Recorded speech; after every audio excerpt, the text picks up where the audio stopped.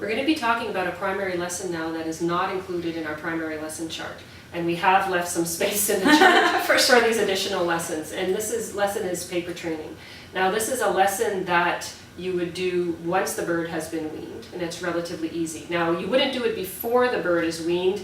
They're still eating very frequently. The droppings are, not as regular as well. Right. And there's a lot of water in the droppings as well. So it's not something we would try to attempt prior to the 5th stage. Often it's something that the caretaker will try to work on because the caretakers have a lot of duties when they first receive their fledgling at home. Right.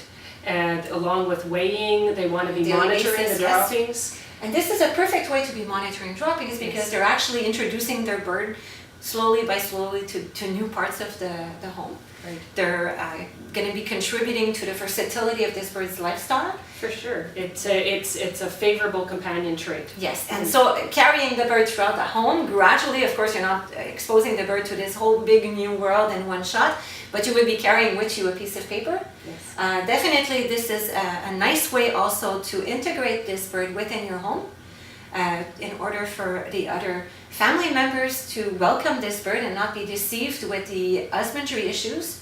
And so this is a very, very favorable primary lesson to teach your bird. Right.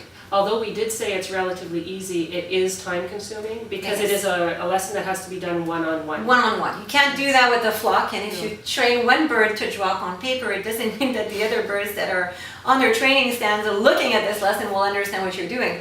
But if it's one-on-one, for sure, the minute that the bird drops, it's very important to do like sometimes we do with children, but we want to make sure that we're acknowledging that that dropping went on that paper and that you're the mentor, the caretaker, finds that this is a very good thing. Yes. Because this will definitely allow this very intelligent bird to recognize that what he has just done is something that's favorable to you. Right.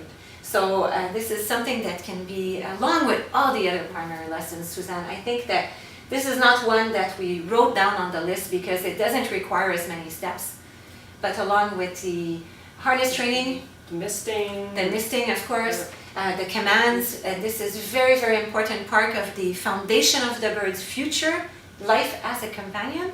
And we will now be explaining how all of these primary lessons get introduced into the different steps throughout the stages. Right. And definitely including additional ones throughout the next several years will make it into perhaps a 5-page report card in the end when all of the aviculturists around the world reunite right. and start sharing ideas, for sure.